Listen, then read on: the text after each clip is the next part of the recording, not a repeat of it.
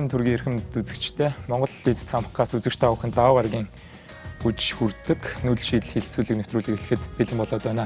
Энэ удаагийн хилцүүлгээ бид орчин үеийн далайн дээрэмчид хэмээн нэрлсэн байгаа. Оюуны эмч болон инновацийн эдийн засгийн талаар ярилцахад бэлэн болоод байна. За, яагаад энэ сэдвийг сонгосон талаар бяцхан сурвалжлага үзээд бүгдээрээ зочдтойгоо танилцъя. Оюуны өмчтэй холбоотой гомдол маргаан гардагч сүүлийн жилүүдэд аж үйлдвэрийн өмч болон зохиогчийн эрхтэй холбоотой маргаан харьцангуй багасж байгаа юм а. Энэ нь өргөн нэвтрүүлгийн телевиз кабелийн сувгууд оюуны өмчийг дээдэлж тухайн контентыг худалдаж авдаг, албан ёсны зөвшөөрлөлтөөр түгээдэг болсонтой холбоотой юм байна. Гэхдээ кинотеатруудад гарч байгаа үзүүрүүд цахим орчин цацагдах, мөн аж ахуй нэгжийн бараа материалыг дуурайлан хийж, иргэдийг төөрөгдөлд оруулах явдал мэрсэр гарсаар байна. Аж үйлдвэрийн өмчийн зөрчлийн нэг гол онцлог нь болохоор хэрэглэгчийг төөрөгдөлд оруулчихдаг. Ижил төрлийн сабаглаа бодолтой болгож, ижил төрлийн нэр өгөж, тийм. Тэгэхээр энэ зөрчлүүд маань ихэвчлэн одоо урд хөрштэй ойрхон үйлдвэрлэгч улстай ойрхон байгаагийн бас нэг л үр дагавар л да. Тэгээд энийг бас нэлээд одоо албан ёсоор худалданд борлуулдаг дистрибьютор буюу гэдэг компаниудаас аль болох авч хэрэгжилж ивэл хэрэглэгчдийн өөрсдөд нь одоо юу гэдэг бас эрэг. Энэ жилийн оюуны өмчийн өдрийн гол анхаарал хандуулж байгаа асуудал нь инновац бөгөөд дээшлэх амьдралын инновац гэх хураалга гаргасан байгаа юм а. Манай улсад үйл ажиллагаагаар шинээр эхлүүлж байгаа стартап компаниуд инновац буюу бүтээгдэхүүн үйлчилгээний сайжруулалт хийж, зах зээлд байр суурь олохоор хичээж байна. Тухайлбал, инновацыг таны гарт ураатай үйл ажиллагаа явуулдаг Bilo компани хүлэмжийн услахаа температур чиг гэрэл зэргийг мэдээллийн технологитой хослуулан үйлчилгээгээ нэвтрүүлэхээр ажиллаж байна. Мөн энгийн толийг технологитой хослуулан яг одоо хэрэглэж байгаа ус цахилгааны зардлыг толин дээр мөнгөн дүнгээр илэрхийлэн гаргахаас гадна цаг үеийн мэдээллийг толны доогуур урсгаж ус цахилгаан хэмнэх мэдээ үүсгэх цагийг багасгах зорилгоор энэ толийг бүтээгээд байна. Инновацийг дандаа салбар дундын инновац болгож ашиглаж байгаа. Жишээ нь одоо байгаль орчин дээлтэй тийм салбаруудыг хооронд нь нийлүүлээд жишээ нь энэ толин дээр гэх юм бол ус цахилгааны тооллуудыг ингэж инновац хийх зорилгоор ингээд мэдээллийг хүмүүст илүү хүртээмжтэй хүргэх зорилгоор ухаалаг тал хийж байна. Инновацид тулгуурлан зах зээл нэвтрэх зорилготой компани салбар бүрт байгаа бөгөөд тэдэнд манай улсын инновацийн бодлого, чиглэл тодорхой байх шаардлагатай байгаа юм а. Харин манай улс 2012 онд инновацийн тухай хуулийг баталж байсан бөгөөд санхүүжилт төрийн дэмжлэг хэрхэн үзүүлэх зэрэг асуудлыг энэ үеэс эхлэн зохицуулж ирсэн юм а. Гэсэн ч стартап компаниудын хурдцтай өсөлт, шинжлэх ухаан, технологийн хөгжил зэрэгс шалтгаалan инновацийн бодлого өөрчлөгдөх шаардлагатай байгаа юм байна. Гарааны бизнесийг дэмжихийн тулд зөвхөн эрдэм шинжилгээний байгууллагуудын дэргэд байгуулагдсан эрдэм шинжилгээний гарааны компаниудыг дэмжих юм шиг тийм зохицуулттай журмлагдсан байгаа. Энийг бол хувийн хөвшлтээр байгаа бит байгаад өөрөө хөлтөөрөө босгож оролдож байгаа энэ гарааны бизнесүүдийг дэмждэг, мөн адилхан дэмждэг ийм одоо зохицуултыг бол бид нэр хийхээр төлөвлөн ажиллаж байгаа. Энэ одоо инновацийн үйл ажиллагаа гэдэг бол зөвхөн эдийн засгийн байгууллагуудын хийгээд байгаа үйл ажиллагаа биш. Энэ бол хувийн хвшлийнхэн, төргийнхэн, эдийн засгийн байгууллагууд бүгдээрээ хамтраад бүгдээр итгэж оролцоотойгоор оролцож явах ийм л одоо загварыг бий болгохыг зорж байна да. Ерөнхийдөө манай улс энэ програм хангамжийн технологийн салбарт оюуны өмчийг одоо хамгаалахгүй бол бид манай улсын өөрийн энэ програм хангамж технологийн салбарын компаниуд өөрсдөө хөгжихгүй. Ягаад тэгэхээр ямарваа нэгэн тийм шинэ юм санаачлаад бүтээ гэхээр нөгөө юмнууд нь нөгөө хямдхан юм байж идэг. Одоо энгийнээр хэлэхэд бол нэг бүтээгдэхүүн үйлдвэрлээ тэрийг нь хуурамчаар өөр хүн хийгээ зараад байгаатай л адилхан юм. Тэгэхээр ерөнхийдөө бол манай улс одоо энэ салбараа хөгжүүлэе гэж бодох юм бол одоо зоригтой шийдвэр гаргаад энэ төрлийн хууль тогтоомж, энэ төрлийн оюуны өмчийг хамгаалах чиглэлд бол одоо агц гаргах шаардлагатай. Олон улс шинжлэх ухааны мэдлэгийг үр ашигтай хэрэглээ болон хувиргахад чиглэсэн инновацийн үйл ажиллагааг эрчимжүүлж байгаа бөгөөд үндэсний инновацийн үр ашигтай тогтолцоог дээшлүүлэхийн тулд дагнасан эрдэм шинжилгээний байгууллага эсвэл төрийн өмчийн сургуулиудад түшиглэн хөгжүүлэх замыг сонгодог байна. За тэгэхээр тун удахгүй 4 сарын сүүлийн 7 хоногт бол жил бүр оюуны өмчийн дэлхийн өдрийг тэмдэглэн явуулдаг гэдгийг үзэгч та бүхэн сая пакэжнаас сурвалжлага сонслоо. Тэгэхээр энэ сэдвээр ярилцахаар ирсэн зочдтой яг одоо танилцуулъя. Миний баруун гар талаас оюуны өмч улсын бүртгэлгийн ерөнхий газрын зохиогчийн эрхийн газрын дарга мегмар дөрж хүрэлцэн ирсэн байна. Улсын их хурлын инновацийн үйл ажиллагааг дэмжих лобби бүлгийн ахлагч улсын их хурлын гишүүн учрал хүрэлцэн ирсэн байна. За мөн улсын их хурлын гишүүн Ундраа доктор ирсэн байна. За миний зүүн гар талд Монголын оюуны өмч хамгаалах холбооны гүйцэтгэх захирал Чинзөрөг захирал, за Хуур Music Group-ийн захирал Дүл Мандах, за Монголд Америкийн худалдааны танхимын бодлогын асуудал эрхэлсэн захирал Адианар хүрэлцэн ирсэн байна. Уламжлал ёсоор нүүдэл шийдэл нэвтрүүлэг маань Баасан гарагаас эхлэн интернет хэрэглэгчдэд дундаасаа санал асуулгыг явуулсан байгаа. За оюуны өмчийг хамгаалах нь хөгжил, хөрөнгө оруулалтыг дэмжинэ гэж та боддог уу гэсэн асуултанд бол тийм хамааралтай гэж санал асуулгад оролцсон 350 гаруй хүний 80% нь хариулсан байна. За үгүй хамааралгүй гэж 44 хүн хариулсан бол за мэдэхгүй байна гэж 8% нь хариулжээ. За тэгэхээр өнөөдөр орчин үеийн далайн дээрэмчид гэж яга хэлцүүлгээ нэрснээ бас тайлбарлахгүй болохгүй бах. За манад бол өнгөрсөн жилүүдэд Microsoft компани болон бусад олон улсын байгууллагуудын хийж байсан судалгаагаар бол одоо зөвхөн софтвер хэрэглээгээр манайх бол 90 гаруй хувь нь хулгайн буюу пиратлагдсан софтвер ашигладаг гэдэг тийм тоо мэдээлэл бол олон жил явж байгаа. За тэгэхээр энэ тоо бол мэдээж хэрэг буурж байгаа гэсэн тийм өдрөг үзүүлэлттэй байна. Тэгэхээр манад бол хууль эрх зүйн орчин маань бол бас харьцангуй сайн хуультай гэдэг дүгнэлтийг бол Колумбиагийн их сургуулийн яг олон улсын оюуны өмчээр өмч зохиогч ирэхээр мэрэгжсэн хүн ирээд Монголын урлагийнхантай уулзж байхдаа хэлж байсан байлээ. Тэгэхээр манад асуудал яг хяналтанд яагаад бид бүхэн одоо ийм далаад гарцгүй мөртлөө дандаа юм хулгайлж иргэлдэг ийм далаан дээрэмчин улс улчваа гэдэг дээр мегмар дөрж даргаас эхлээд та юу гэж боддог вэ? Хувийн бодлоос эхлэе гэж бодлоо. Манад илүү энийг чангалах ёстой гэж та бодож явдаг уу? Эсвэл мэдээллийг ил тод болгох ёстой гэж боддог уу? Эсвэл ийм өндөр хамгаалалттай байх нь манайх шиг хөгжиж буй улсад бол эрсдэлтэй гэж боддог уу? За та бүхэнд оройн амар амгалан айлтгая. Яг орчин үеийн далайн дээрэмчин гэдэг энэ утгаар наваад ярих юм бол яг манай монголчууд маань 1990-ад оноос өмнө бол ерөөсөө бүх зүйлийг л үн төлбөргүй хэрэглээ сурцсан. Тийм одоо соёл бий болоо төлөвшсөн байсан энэ онцлог шин чанар бас холбоотой байх. Тэгээ 1992 оны үндсэн хуулиас эхлээд л одоо энэ эмч яг хувийн өмч юм аа. Энийг хамгаалах ёстой, зөвшөөрлгүйгээр хүний оюуны өмчийг ашиглаж болохгүй гэдэг энэ соёл ухамсарыг бий болгохын үүднээс Монгол улсын төр үеийн үед анхаарч бас эрх зүйн зохицуултыг бий болголоо. Бодлогын баримт бичгийг боловсруулж бас баталсан. Мөн яг энэ хууль тогтоомжийг хэрэг зөрчигдөх юм бол ямар хууль засаа хариуцлага хүлээх юм бэ? Хэрэгжилтийг яаж зохион байгуулах юм бэ гэдэг энэ хоёр зорилгын хүрээнд Монгол улсын төрөөс олон арга хэмжээнүүдийг авч хэрэгжилсэн л дээ. Гэхдээ өнөөдрийн байдлаар одоо юу гэдэг 90-ад оноос хойш ингээд 20 жил болж байхад энэ байдал ер нь яг хэвээрээ байна уу гэж бас үгүй. Энэ соёл маань бас улам бүр дээшилжлээ. Иргэд маань бас болсон, ухамсарладаг болсон, оюуны эмчийг хүндэтгэх ёстой, зөвшөөрлийг авах ёстой, зохих төлбөрийг төлөх ёстой гэдэг энэ соёл ахуйд суралцж байна. Зүгээр энийг цаашид яаж сайжруулах вэ гэдээ ингээд ярих юм бол хоёр тал байгаа мэдээж. Нэг талаас эрх зүйн зохицуултыг чангалах ёстой, хариуцлага нэмэгдүүлэх ёстой гэдэг нэг талын бас байна. Нөгөө талаас яг иргэдийн одоо хөгжиж байгаа орны хувьд бас хитрхи хатуу байх нь бас сөрөг мэдээж үр дагавартай. Тэгэхээр энэ хоёр талыг л ашиг сонирхлыг тэнцвэржүүлэх энэ зохицуулалт нь төрийн бодлого байх хэрэгтэй. Нөгөө талаас эрхэн зөрчигдөд байгаа хүмүүс манай монголчууд бас яадгүй гэхлээр тэр бор хуулийн байгууллагад ханддаггүй. Өөрийнхөө эрхийн төлөө явдаггүй. Энэ миний бүтээл ингээ ашиглагдаж л байвал одоо сайхан байна гэдэг ийм соёл ухамсар бас байна. Энэ бас нөгөө талаас энэ оюуны эмчийг хүндэтгэх энэ соёл руу бас нөлөөлж байгаа нэг нөлөөлмөө гэж ингэж үзэж байна.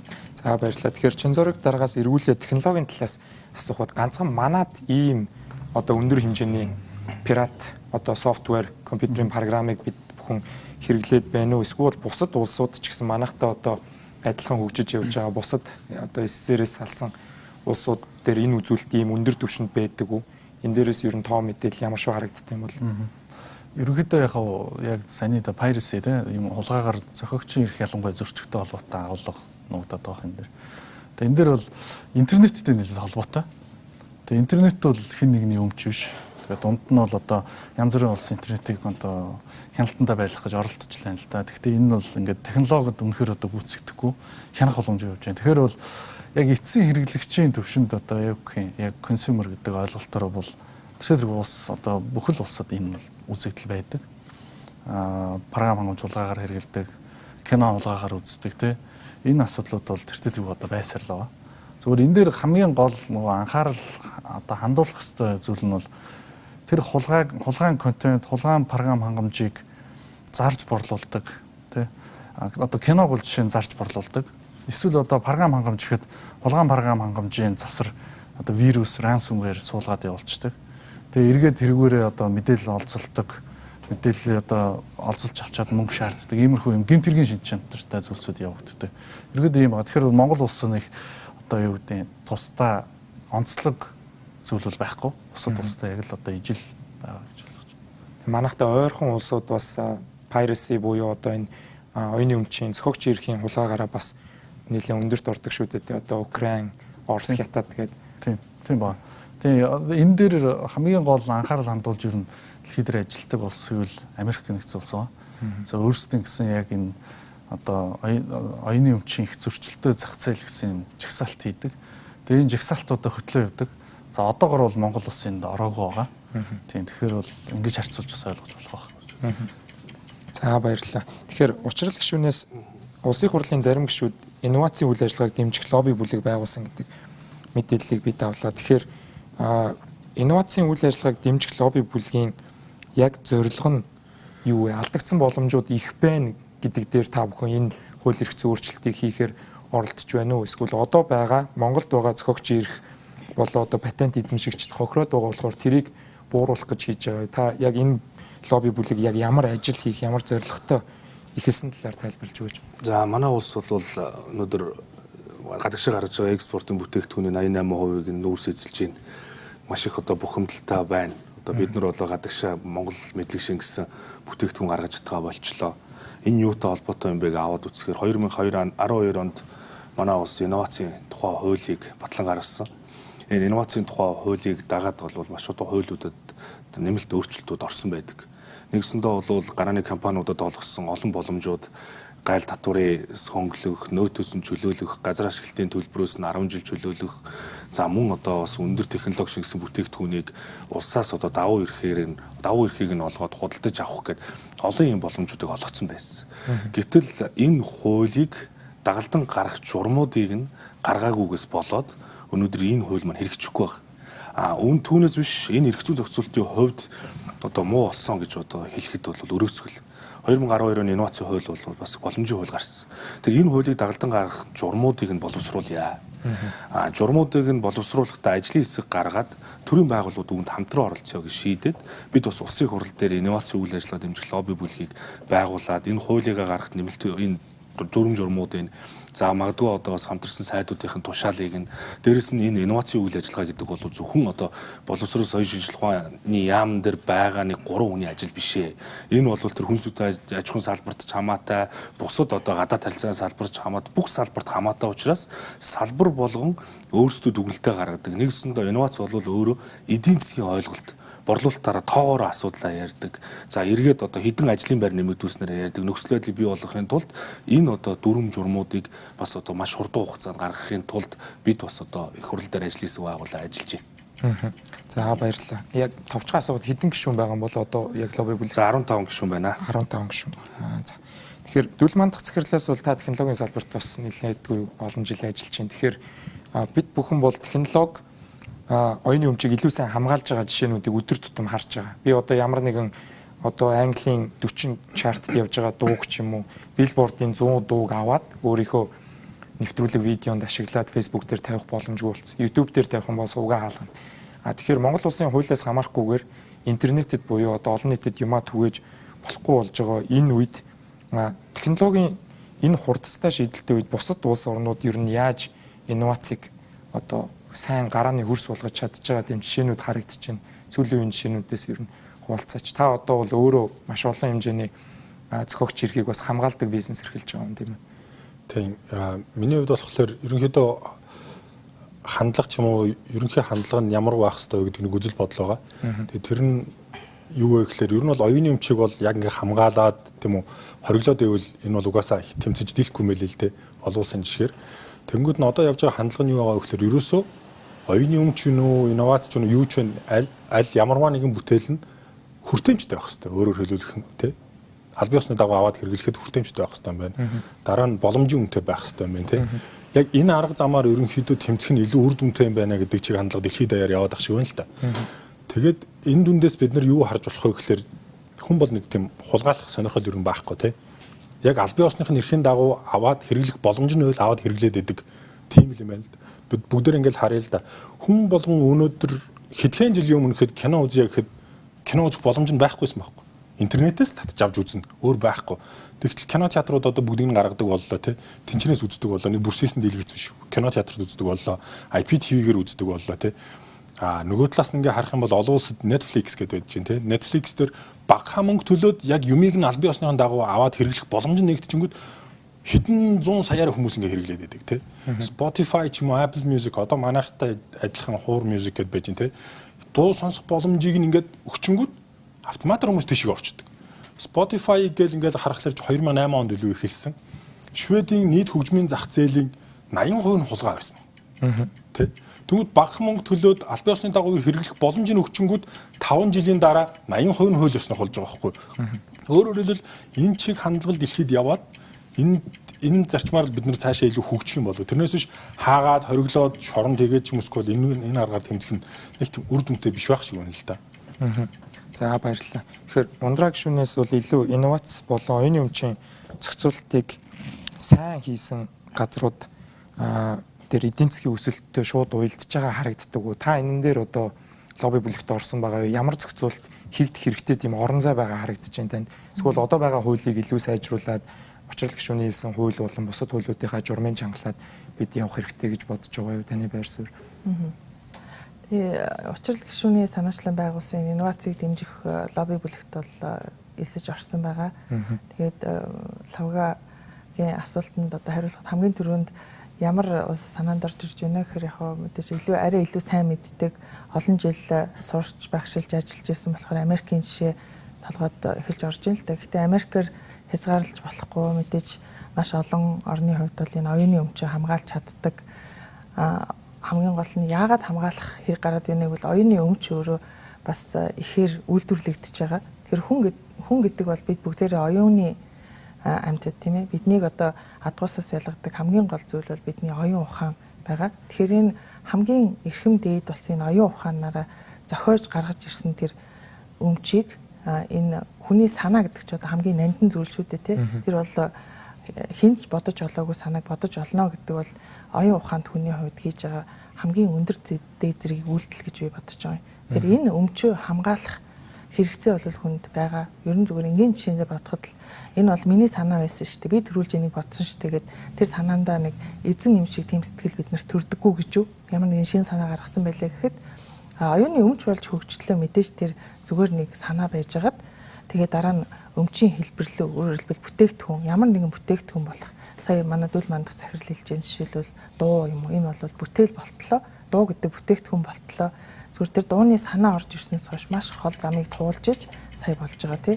Тэгэхээр манад бол хууль эрх зүйн зохицуулалт бол байгаа гэж хэлж болно. Гэхдээ энэний зохицуулалтаа хэрэглэх хэрэгцээ нь сайн бүрдэж өгөхгүй байгаа нь бид оюуны өмчөө сайн түгээн дэлгэрүүлэхгүй өмч гэдгээр нь таньж энийг хөхүүлэн дэмжихгүй байгаатай холбоотой юм болов уу гэж бодож байна. Тэгэхээр энэ талаар бол төлхөө ажиллахыг хүсэж байна. За баярлалаа. Тэгэхээр Америкийн нэгдсэн улсын сайн жишээ бол одоо 6 зочноос мань 2 удаа гарлаа шүү дээ. Тэгэхээр өнөөдөр бид бүхэн бас Америкийн худалдааны танхимын төлөөлөгч Адиа захирал байгаа болохоор аймчаам гэж товчшоор нэрлэдэг танаа байгууллагаас бол өмнө нь 2-3 удаа санаачлагыг гаргаж байсан. Өмнөх телевизүүдийн чуулганд болон бусад арга хэмжээнүүд дээр ил. Тэгэхээр манад байгаа одоо энэ байгаа хүний оюуны өмч болон патентыг зохиогч эрхийг хамгаалахгүй байгаа асуудлаас болж хөрөнгө оруулалт саарж байгаа тийм үзэгдэл ер нь харагддаг. Танаа одоо танхимын гишүүд Америкийн компаниуд танаад дата төв байгуулах гэсэн чинь ч юм уу танаад софтверээ оруулж ирээд маркетинг хийгээд зарах гэсэн чинь танаа төрийн байгууллагууд юм уу одоо энэ ажиллах ёстой сүлжээ ажиллахгүй байгаа болохоор бид нэр орж ирэх сонирхолгүй байна ч гэдэг юм. Уулуурхан компаниуд хүртэл маш олон патент оюуны эмч зохиогч эрх эзэмшиж байгаа шүү дээ тий.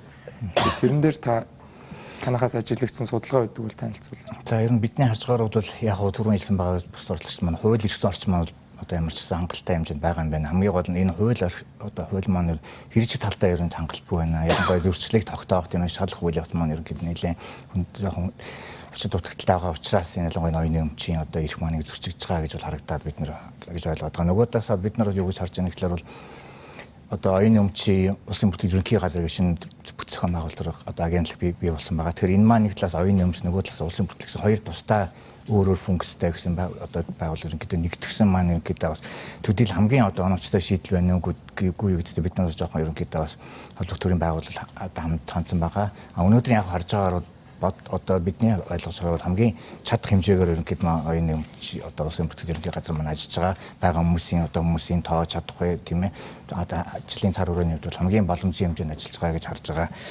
За түрүү нэг олон улсын туршилтаа хийсэн байгаа тийм ээ Америкийн худалдааны төлөөлсөн газраас одоо жил болгон оюуны өмчтэй холбоотой 301 гэсэн тайлан гардаг. Тэгэхээр энэ маань ерөнхийдөө бол тийм ээ одоо чагсаалтын Орос орнуудын тухай одоо тайлгаад энэ оны тайлан маань хараахан гарааг байгаа.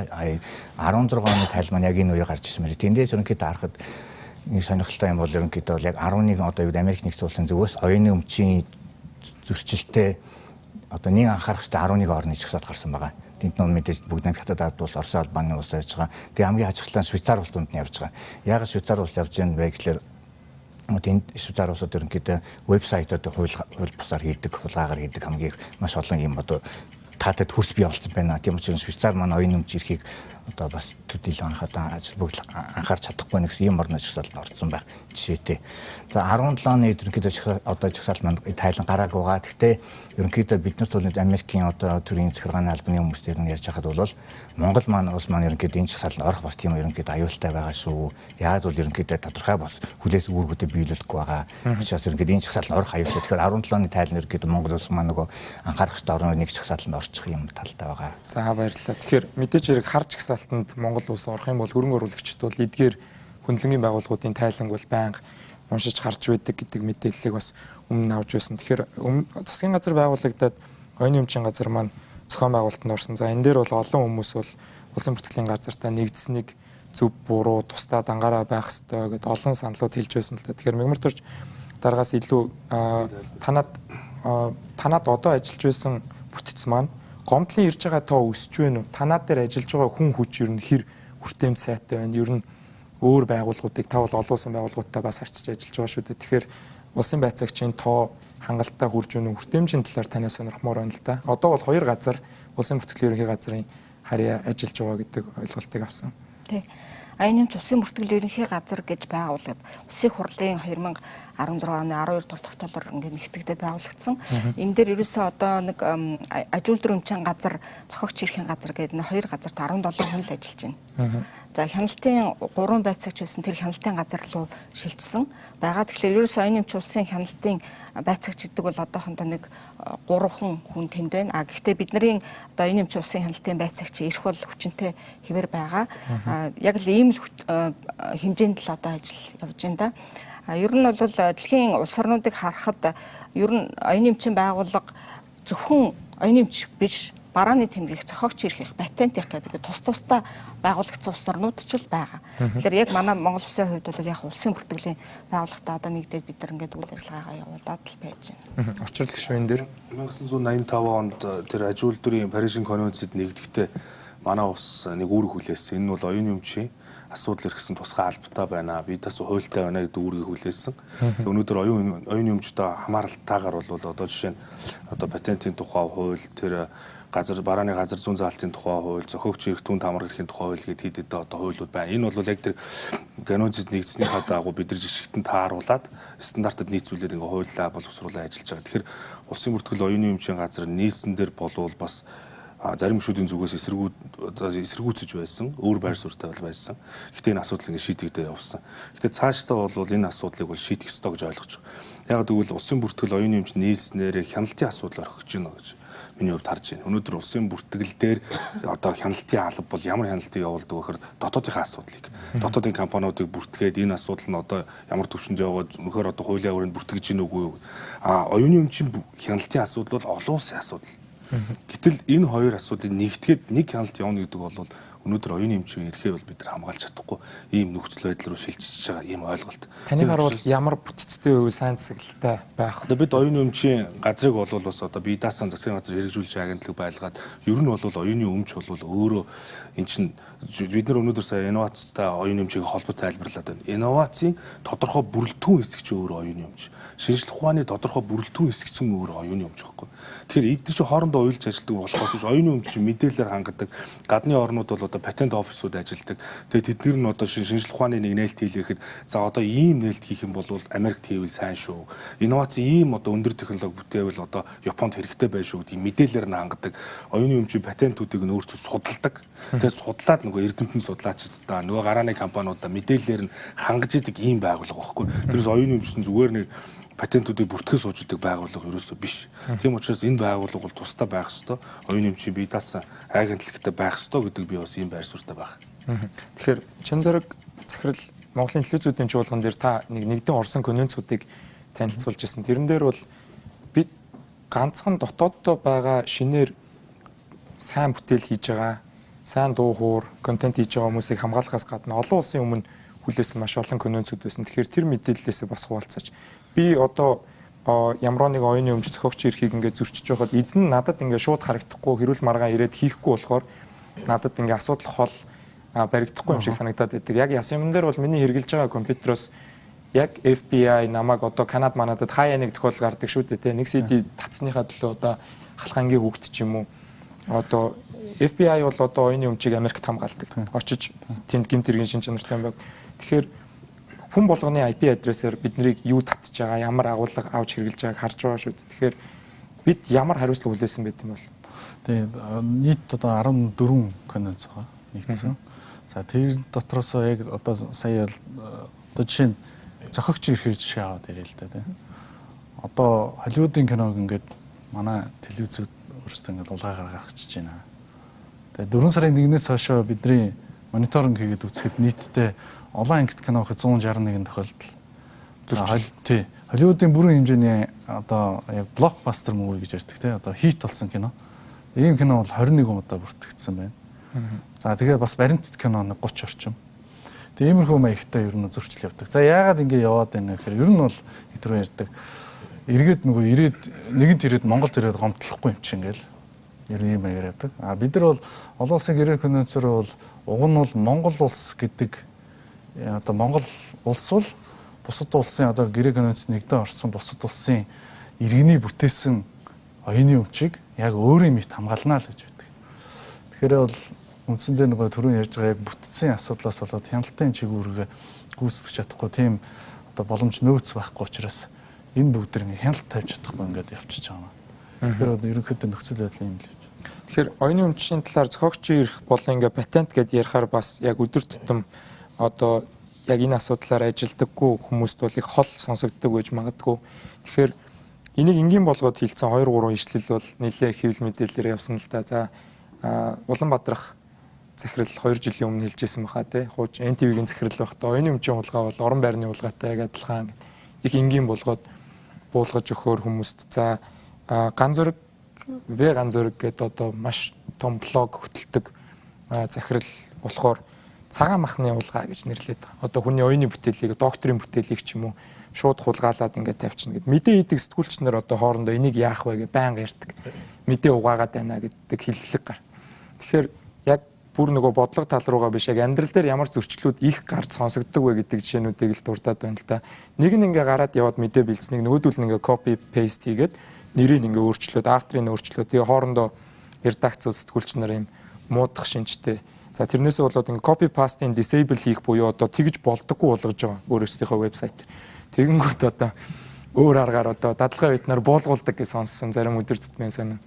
Тэгэхээр дандаа ийм салбар дотроо байдаг юмнуудыг илүү сайн мэдээд байна л да. Тэгэхээр яг Монголд бол инновацийн ийм хөрс байж манай залуучууд дараагийн стартап, дараагийн фейсбુકийг хийнэ гэдэг бодолтой зарим хүн байхад нөгөө талаараа болохоор үгүй бид нар хөгжиж байгаа юм чинь бид нар фотошопыг үнгүүдтаад би бүтээл хийгээд тэгээд ингээд явах хэвээр. Энэ компаниуд ч угаасаа маш өндөр ашиг, өндөр хөгжилтэй орнуудаас олж байгаа гэдэг байдаг. Тэгэхээр дүүл мандах захирал яг нэг айл тал дээр нь байдаг. Гэхдээ би яг нэнугүй ярихад болохоор бид нэг ихний үедээ болохоор за түрүүн хэлдэг шиг Монголд болохоор гадны компаниуд за ингээд яг албан ёсныхын дагуу аваач гэдэг боломж авахгүйс учраас бид нар хулгайлаад хэрэглээ сурцсан юм шиг байна. Тэгээд тэрэндээ нэг жоохон дасцсан. А өнөөдөр ингээд залуучуудтай уулзж байна. Олон улсад гарах чаа компаниудтай уулзж байна. Тэ эсвэл ингээд уран бүтээлчтэй уулзж байна. Нэг л юм ярьж байгаа. Ерөөсөө бид нар гадаадад гарах гэхлээр хэцүү байна. Яагаад тэгэхээр бид нар ингээд олон улсын гэрээ конвенцаар маш олон үүрэг хүлээсэн тэ. Тэрийг биелүүлж исэн чиндөө тархын дөрвөлж иснээр айгүй цөөхөн баггүй. Тэнгүүд бид нар гадагшаа гараад би ийм юм хамгаалуулах гэсэн юм аа гэхээр чи ч Монгол илүү танайх ч манай ямиг хамгаалдаг үлээ те би чиний ямиг ер нь яг хамгаалаач гэсэн хандлагатай болчихж байгаа байхгүй. Тэгэхээр бидний одоо өнөөдөр ингээд энэ юмаа газ хурдхан шиг засч аваад хүний ямиг хүндлээд те яг түүний хэлдэг шигээ гадны ямиг бид нар яг өөр юм шиг хамгаална гэдэг шигээ хамгаалаад тэгэх юм бол гадны хүмүүс чи танайх чинь бидний ямиг хамгаалж байгаа юм чинь бид нар ч гэсэн танархыг хамгаалъя гэдэг хандлагаар цаашаа юм маань явах гээд байгаа байхгүй. Тэгэхгүй одоо ингээд гадагшаага ингээд гараа. За хамгийн энгийн жишээ те Монгол дуу гадаадад дуулагдчихэ хятадд те тэр нүг Улаанбаатар үуч ингээд дуулчихжээ. Ямар арга хэмжээ авах юм мэдэхгүй. Яагаад тэгэхээр танах бол яг хятад дуу юмнуудыг чи хамгаалдаг учраас хятад бол тэрийг нь хамгаалахгүй. Сонирхол байхгүй гэж байгаа. Бүртгүүлэг байгаа. Тийм. Бас. Ерөнхийдөө нэг тиймэрхүү асуудлууд гарч байгаа байхгүй. Тэгэхээр одоо олон улсын интеграц чинь яг олон улсын интеграц ч юм уу олон улсын гэрээ конвенц чинь дандаа харилцан үүрэг хүлээж байгаа байхгүй. Тэгэхээр бид нар үүргээ биелүүлэх юм бол бид нар дараа нь нөгөөдүүлээс үүргээ биелүүлээч. Бид нар ийм боломж ашигламаар байна. Одоо олон улсад кино гаргая, дуу гаргая, програма гаргая. Одоо асуудал дандаа л тийм болчих. Танах үүргээ биелүүлж исэн билүү гэдэг л ерөнхийдөө юмнууд яриг яваад байгаа байхгүй. Тэгэхээр Ундра гишүүнээс та бас Стэнфордын их сургууль гэдэг одоо оюуны өмчийг өндөр хэмжээнд хамгаалдаг, архивлдаг, за тэрийг эргээд хэрэглэхэд амархан байдаг ч гэх юм уу. Стэнфорд, Харвардын их сургуулиуд бол маш том бас бизнес үжүүдээ тийм ээ.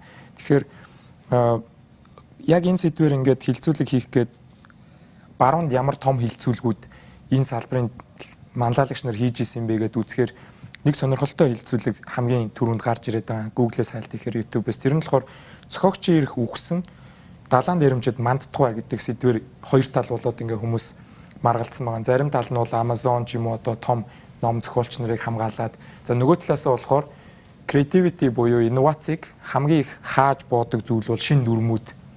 Одоо том компаниуд ингээ гарч болох бүх патентн дээр ингээд хэдэн мянган жагсаалтаар нь ингээд хамгаалт хийгээд тэгээд нөгөө залуучуудад ямар ч тоглох орон зай үлдээхгүй тэр компаниудад орж тэр компани нэг эрг шуурга болохоос өөр тий аргагүй болоод байна гэх. Тэгэхээр яг ийм хурдцтай явж байгаа үед дэлхийд дээр бол тийм маргаан болж байна. Тэгэхээр бид ямар хууль хийх ёстой вэ? Бид нар болохоор за одоо ингээ хамгаалъя Монгол зохион бүтээгчдэд дэмжиж, Монгол зохиолчтой дэмжиж гэдэг одоо дараагийн хууль одоо хууль зүйн яам дээр явж байгааг сонссон.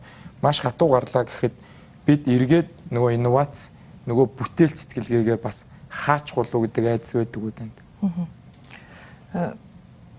Тэг ер нь бол одоо инновац юм уу бүтээл сэтгэлгээ хүн юмыг шинээр зохион бүтээх тэр сэтлийг одоо хамгаалж тэрийг аль болох одоо урамшуулж дэмжих тийм орчин бүрдүүлж ээж бид сая одоо хүмүүсийг юм хийж бүтээх ирмэлцэл төрүүлнэ хийж бүтээхийн зэрэгцээ бүтээсэн бүтээлээ дотоодын болон гадаадын зах зээлд борлуулахыг нь татварын, тарифын, худалдааны хилцлийн болон бусад хэлбэрээр дэмжих тийм зайлшгүй шаардлага байна л да. Зүгээр зарим ганц хоёр жишээ ингээд хэлэхэд энэ бол зөвхөн одоо нэг талын урсгалтай биш. Одоо жишээлбэл манад өөрт бүтээж бий болгосон шинэ бүтээлүүд дээр оюуны бүтээл гэдэг чинь заавал хийсвэр юм биш бас бодит гарт баригдаж нүдэнд үзэх төс тийм зүйлүүд байна шүү дээ. Жишээлбэл одоо хоньны сүүл ашиглаж хийсэн саван гэдэг. Тэгээ энэ бүтээл шинэ бүтээгдэхүүн бол мэдээж мэдлэг оюунаа шингээж маш их туршилтын лабораторийн туршилтын явуулсны үндсэн дээр сая энэ косметикийн бүтээгдэхүүн бол хүний биед таарах юм байна. Тэгээ илүү супер юм байна. Тэгээ илүү сайн юм байна.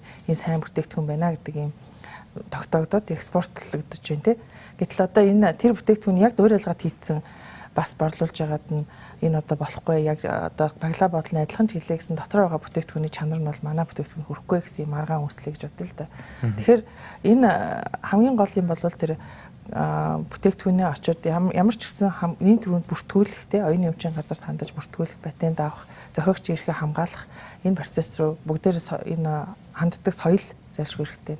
Нөгөө төвөр энийг тэр хүний бүтээгдэхүүнийг хуулбарлсан тохиолдолд энэ ямар нэг авах арга хэмжээ зайлшгүй байх ёстой. Тэгээд энийг параллелаар л хийж явах зайлшгүй хэрэгтэй байна л да манай хувьд.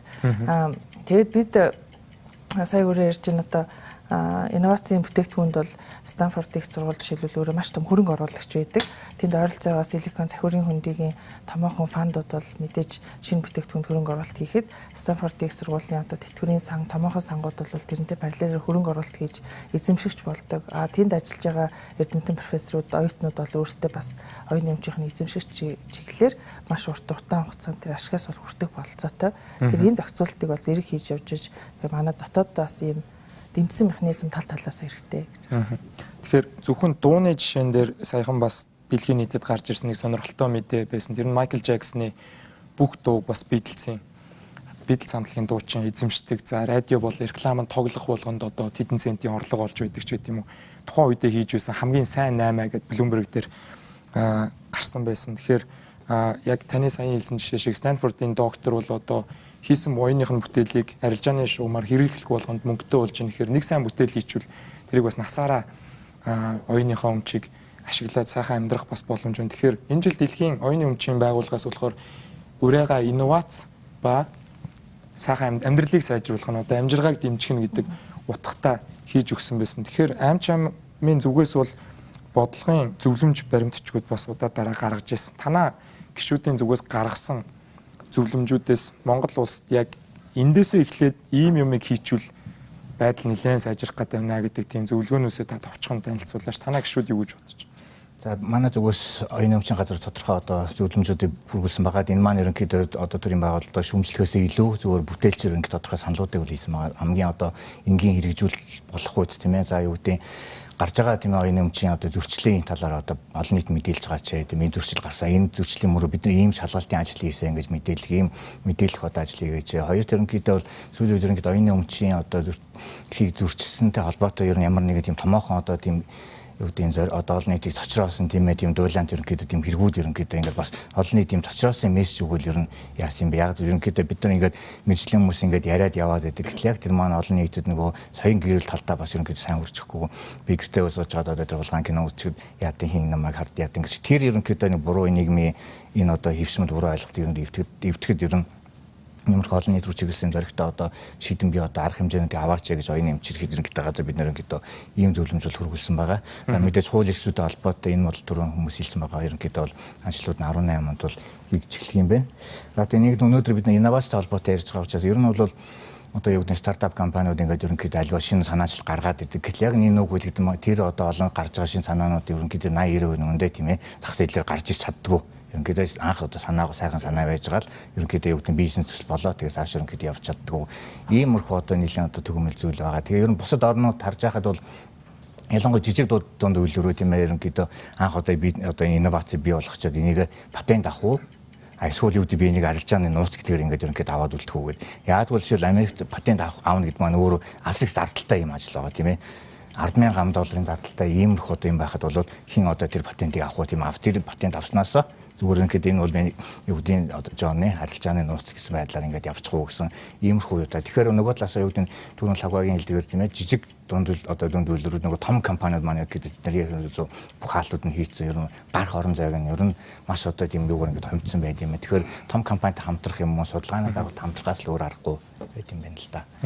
За баярлалаа. Тэгэхээр мегмартарч дараагаас бас сүүлийн үеийн мэдээлэл сонсомоор санагдаад өнгөрсөн жил бол одоо Kaspersky компани софтверыг яг их хэмжээгээр хийгээд борлуулж байсан нэг хэрэг бол одоо Монгол улсын одоо шүүхээс ял авсан тийм эрүүгийн хэрэгээр за тухайн үедээ бол бас нэлээд хэвлэл мэдээллээр гарч ийн бол анхны тохиолдол за яг одоо газар дээр нь барьсан ч гэдэг юм уу за хэсэг бүлэг телевизүүд бас одоо Disney болон бусад том компаниудын юу гаргаж ирсэн дээр бас шүүхтэр бараг 100 гаруй сая төгрөгийн гомдолтой очоод гадны хүмүүс бол өөрийнхөө өмчийг хамгаалж ирсэн. Ийм хоёр том хэрэг бол хэвлэл мэдээллийн хуудасаар гарч байсан. За бусд нь бол одоо танах мэдээлэл гаргахгүй бол мэдээж хэрэг чимээг өнгөрөөд байдаг. За чимээг өнгөрөөд байхаар энэ талаар хохирдсон байна гэдэг ойлголт авахгүй болохоор хүмүүс за яг дуу татж байгаад ч юм уу за мэдээж хэрэг Монгол уран бүтээлчийнхаа хөдөлмөрийг Жанцан нуруугаан CD-г одоо би олон мянган хувиар нь хэвлээд өвөр Монголд авчиж зарлаа гэвэл би Жанцан нуруугаа тэр хүний одоо оюуны өмчийг болон тэр хүний ирээдүйд олох байсан орлогоос нь би хулгайлж гин гэж бодож болно. Тэгэхээр иймэрхүү том хэрэгүүд сүүлийн үед шийдэгдсэн. За одоо олон нийт рүү хилж болохоор хэрэгүүдээ үйл та бас хуваалцаач. Энд бас хэлцүүлгийг илүү сонирхолтой болгож магадгүй. Эсвэл хоорондоо тохироод ойлгоод салсан ч юм уу те. Ер нь бол оюуны эмчийн эрхийн зөрчлийг ярихлаар бид нөө оюуны эмчийн хоёр салбараар л ярина. Аж үйлдвэр өмч, зохиогч эрх гэдэг. За аж үйлдвэр өмчийн хувьд бол хамгийн их гарч байгаа гомдол бол барааны тэмдэг. Барааны тэмдгийн зөрчилтэй холбоотой маргаан бол маш их гардаг. Өөрөөр хэлбэл хуурамчаар үйлдвэрлээд бизнес эрхлэгчдийн одоо нэр хүндэд талдсан хохирол учруулсан ийм гомдол. Аж үйлдвэр өмчийн хувьд бол патентын хол арай бага л да. Патент ашигтай загварын хувьд бол яг тэр патент ашигтай загварын эрхийн хамгаалалт хийгдсэн тэр томьёолын хүрээнд зөрчил гаргасан байна. Миний одоо патентыг хулгайлж та, хурамчаар ашиглаж та гэдэг юм гомдол бол арай бага ирдэг. Дийлэнх хувь нь бол ерөөсөө зохиогч эрхийн гомдол ирдэг. Ер нь 60-70% нь зохиогч эрхийн талаарх гомдол ирдэг. Да зохиогч эрх талдаа ялангуяа кино нэг бүтээлийн хувьд бол зохиогч эрхийн зөрчил. Дотоодын кинонууд, дотоодын гадны аль аль нь гадны компаниудыг бол одоо энэ манай энэ телевизүүд ялангуяа зөвшөөрлөөр их авч штэ гадны контент ингээ бөөнөр нь багцаар нь ингээ зөвшөөрлөө аваад гэрээ хийгээд ингээ явж байна. Тэгэхээр нөгөө гэр зөвшөөрлийг авцсан кинонуудын зөвшөөрлгүй телевизүүд тавих те вебсайт дээр тавих энэ зөрчилтэй холбоотой гомдол их ирж байгаа. Тэгэхээр яг оюуны эмчийн улсын хяналтын албаны тухайд бол өнгөрсөн жил жишээлбэл яг кинотой холбоотой 230 орчим сайтыг хаасан байгаа. Ер нь жилд нэг иймэрхүү тооцоо гардаг байхгүй 200 хэдэн сайтыг л хаасан ийм л. Тэгээд нэг сайтыг хаачих. Тэгэхээр дахиад нөгөө өөр доменээр гаргаад ирдэг. Нөгөө сайтууд маань. Тэгэхээр тэр болгонд нь л ингээл харилцаа холбооны зохицуулах хоорондоо мэдэгдэл тэр болгонд нь хаагаад л байгаа юм. Хэлчихсэн. Хаагаад зохицуулахаар харж гсалт руугаа оруулаад тэгээд ингээл хаагаад байгаа. Уг нь гэтэл энэ нь бол бас хүмүүсийн хувьд иргэдийн хувьд бол бас уурч энэ болохгүй мэнэ гэдэг бас ойлголтууд бий болцсон байна. Тэгээд нөгөө талаасаа бид нар домен нэрийн зохицуулт байхгүй болчиход байна. Домен нэрийг чинь маш их хуурамчаар бас ашиглаад байна шүү дээ. Тэгэхээр тэр домен нэрийн эрх зүйн зохицуулалтыг бий болгох юм бол энэ бас тодорхой хэмжээнд шийдэгдэх боломжтой гэж ингэж хараад байгаа. Ерөнхийдөө түрүүний тэр адиа хэлдэг тэр нь болохоор яг л харж агсаалттай холбоотой энэ бол манай Монгол улсад нэлээд тулгамдсан асуудал болж байна л да. Тэгэхээр зарим хүмүүс болохоор өөрийнхөө бүтээлийг хамгаалах гэдэг одоо хуулийн байгууллага тандхаас илүү одоо санаачлалыг гартаа авж байгааг бид бүхэн бас одоо Univision болон бусад IPTV хэрэгэлдэг үзэгчд маань сайн мэдж байгаа. Энэ оюуны өмчийн зөрчилтэй кино байна гэсэн тамхтай зарим жижиг кабелийн сувгууд явж байдаг. За кабелийн телевизүүд нь танах яаж мэдээд байгаа юм бэ гэд ийм маргаан бас гаргаад. За нөгөөдөл нь болохоор манай жагсаалтанд худалдаад авсан жагсаалтанд байгаа болохоор ингэж байгаа маа гэдэг. Яг компани телевизийн нэр бас дурдмааргүй байна л та. Тэгэхээр танах мониторинго яаж хийж ийн тэндээсээ за зөвхөн мониторинг хийж гинүү танаа гишүүн байгууллагуудыг МИПА гишүүн байгууллагуудаа хамгаалахын тулд ямар алхмуудыг хийхээр төлөвлөж байна. Хуулийн гарц харж гинүү, арилжааны гарц харж гинүү тий. Яг хамгийн эхлээд мониторинг хийгээд зөрчлөө илрүүлээ те. Гол нь одоо хэн нэг торгох гээд байгаа одоо энэ асуудал нь биш. Ер нь бол энийг зөрчиж болохгүй л гэсэн мессеж өгөх гээд байгаа те. Энийг хийхдээ бол гишүүдийнхаа мэдээж худалдаа авсан контентын лист гэж байна тий. Тэгээд тэрэн дотроос харж агаад гаргачихвал мэдээж зөрчилнө. Нөгөө талдаа болохоор яг нөгөө эзэн нь энд ирэхгүй болохоор зөрчиж болох юм шиг ойлголт байгаа. Тэгэхээр энийг нь дарахын тулд бид нэр одоо цаад одоо яг эрхийн эзэмшиж байгаа том одоо нийлүүлэгчдээс нь одоо дандаа лавлгаа авч байгаа гэсэн үг. Энэ яг Монгол улс танаа одоо энэ юм чинь гаргачлаа. Тэ энэ юм чинь эсвэл зарж борлуулад байна. Энийгээ та нар Монгол улсад одоо хинд зарахаар одоо тохиролцсон юм бэ? Ийм зүйл байна уу гэж лавлгаа аваад тэгээ тэндээсээ зөрчил нь гарч байгаа гэсэн. Тэгээ яг энэ ингээд одоо бол энэ зөвхөн телевиз дээр ингээд явж байгаа зүйлтэй. Тэгэхээр зөрчил гарцаа зөрчил байна яаж шийдэх вэ? Гомдлоо гаргана. Тийм тэр гомдлоо гаргаад гол нь бид нар бас ярьж байгаа. Цаад нийлүүлэгчтэй бол бид нар энд шүүхэд төлөөлөх эрхээ өгчөөч. Шүүхэд төлөөлөх эрхээ өгчвөл бид нар одоо та нарын өмнөөс хохирлоо чинь хэмжлээд ингээд явчих гэсэн ийм зарчмаар явчих. Хохирлоо тооцож гаргаж ирж байна. Энэ бол одоо байгаа хууль эрх зүйн энэ оюуны өмчтэй холбоотой ер нь бүх одоо 3 төрлийн хуулийн дээр аль алин дээр нь боломжтой байхгүй. Энийг гол нь зөв ашиглахтаа л. За баярлалаа. Тэгэхээр учрал гишүүнээс болохоор за инновацийн үйл ажиллагааг улсын хурлын гишүүд маань дэмжих гээд байгаа юм. За яг ингээд дэмжиж хөрсийн сайн бүрдүүлчүүл манай аль салбараас инновац гарч ирэх гээд байна. Яг гэвэл олон улсын патент бага байдаг гэх нэвтрүүлэг хэлэхээс өмнө бид бүхэн бас ярьж байсан. Яг Монголоос яг дараагийн бизнесийн одоо Samsung S9 ч юм уу одоо Apple компьютерийн дараагийн загвар ч юм уу хэмэл оюун ухааны дараагийн патент гарч ирнэ гэж харж байна. Софтвер талдаа харж байна уу? Эсвэл аль салбараас инновац гарч ирнэ гэж харж байна. Ардын уламжлалт ухаанаас Органик бүтээгдэхүүн гэж харж байгаа. Тэгээ сая бас бид нар бүгдээрээ ярилцлаа. Тэр инновацийн үйл ажиллагаа бол нэг талаараа нэг л зүйлээр их онцлог. Патент авсан үйл ажиллагааг л бид нар гарааны компаниудыг дэмжинэ. Нэгсэндээ бол одоо жишээ шин санаа байлаа. Түүнийг одоо нэг шинжлэх ухааны нээлттэй хийлээ. Түүнийг аваачаад оюун эмчийн газар бүртгүүллээ, патент авлаа. Ингээд шинжлэх ухаан зогсчихдог байхгүй. Одоо энийг нь мөнгө олгох үйл ажиллагаа бол инновац. Тэрээс биш патент авууг асуудал инновац ярихдаггүй. Тийм учраас оюуны өмчүүд зөвхөн инновац, шинжлэх ухаан, гадаадын хөрөнгө оруулалт, гадаад худалдаа, аж үйлдвэржилт тэр болгоны нэг бүрэлдэхүүн хэсэг нь бүгд нь холбоотой. Тэгэхээр оюуны өмчийн газар бол цааш тийм think tank хэлбэрээр ажиллаад жишээ нь залуучууд ингэж аюух одоо ярьдаг байхгүй. Би нэг юм утаа хэмжигч хийчлээ тий. Ийм утаа хэмжигч байна. Одоо энийг ингээ газны утаа гарах юм бол ингээ дуугар нь гар утсан чинь гэдэг. Тэгээд наач гадаадд байдаг юм уу гэд хүмүүс асуухддаг. Тэрийг нь оюуны өмчийн газар өөрсдөө судлаад би Америк руу хэрэглэж байгаа бол Америкийн мэдээллийг нь авчираад Японоор хэрэглэж бол Японы мэдээллийг ингээ авчираад тэгээд нөгөөдхийг нь гаргахад нь тусалцаа үзүүлдэг байгууллага оюуны өмчийн газар буюу хөгжлийн газар байх хэрэгтэй байхгүй. Яг голдрол нь зөв голдрол нь бол. Тэгэхээр энэ чиглэл рүү нь хөгжүүлье. Тэгээд манай залуучдын дундаас бол яг IT-ийн чиглэлээр сайн бүтээлүүд байна. Дээрээс нь одоо энэ уламжилт эм байна. Манай одоо малын бүтээгдэхүүнүүд за тэгэл одоо эм там бол их байна шүү дээ. Тэгэхээр өнөөдөр чинь Америк, Япон, Европын холбоо гурав боо патент офистой тентгийн офис бүртгүүлээд тэгээ түүгээрээ дамжаад гадны хөрөнгө оруулагч нар даатах энэ бүх боломжууд нь бүрддэг. Гэтэл тэр гурван одоо гол газараа бид нэр одоо бүртгэл хийж чадаагүй байгаа. Тэгэхээр аж ахуйн нэгжүүд, байгууллагууд, хөрөнгө оруулагч нар тэр эрдэмтдийн судлаачид тийшээ бас хандах хэрэгтэй. Хаашаа бизнес хийх чинь тэндээ очиж бүртгүүлдэг системээр шилжихгүй төрийн байгууллагада зөвхөн найдаад яваад байна гэдэг бол их өөрөөсөө ойлголт. Төрийн байгууллага бол зөвхөн консалтингийн үйлчлэгээ үзүүлдэг, бүртгэдэг, холбогдох газар нь холбож өгдөг, хууль эрх зүйн орчныг боловсронгуй болгож өгдөг ийм үүрэг. Тэр инновацийн үйл ажиллагаа дэмжих лобби бүлэг бол энэ журмуудыг нь хэрэгжүүлж өгье. Цаашдаа оюуны өмчийн газраа хөгжлийн газар болгоод зөвлөгөө үзүүлдэг энэ чиглэл рүү нь ажиллуулъя гэдэг ийм л бодолтой байна. За баярлалаа. Тэгэхээр дүл мандах захирлаас илүү технологи талтай сая инновац технологийн салбараас гарч ирж магадгүй гэж бодъё. За Монголд байгаа жижиг стартапуудаас одоо дараагийн одоо файл шийдэгч байд юм уу нэг одоо хүний амьдралыг илүү амархан болгосон шилдэг аппликейшн гарч ирлээ гэж бодъё. Uber-ч байд юм уу технологийн шийдэл гарч ирлээ. Тэгэхээр маань залуучууд зөвлөгөө өгвөл бусад одоо ойр орчин байгаа улсуудын залуучууд өөрсдийнхөө зүйлийг патентлснаар за Солонгосын какао токч байд юм уу те. Эхлээд мессенжер аппликейшн байсан. Одоо бол такси мөнгө шилжүүлэх гээд бүр томроод одоо Samsung Pay-с илүү байгааг бол сая одоо дүнэлтүүд гарч ирж байна. Тэгэхээр энэ хамгаалттай ингэж өсөж хөрөнгө оруулалт татахын тулд эхлээд дотоодын оюуны өмчийн газраа бүртгүүлээд явах ёстой юу? Эсвэл эдийн захирлын хийсэн одоо шууд Америк руу тэр $10,000 төлөөд том зах зээлүүд дээр өөрийнхөө санааг шинэ бол хамгаалтаа авах ёстой юу? Ер нь аль замаар явбал зүгээр вэ? Ерөнхийдөө олон улсын жишгийг чинь програм хангамжийн салбар гэдээ ярьж байна шүү дээ. Тэгэхээр хүмүүс болохоор ингэдэг юм байл л дээ. Маш олон програмын танилцуулгыг үзэхлээр ингээд патентын ингээд бид нар хүсэлтэд гаргацсан. Гэхдээ аваагүй байгаа. Гэхдээ програм нь байж идэг байхгүй.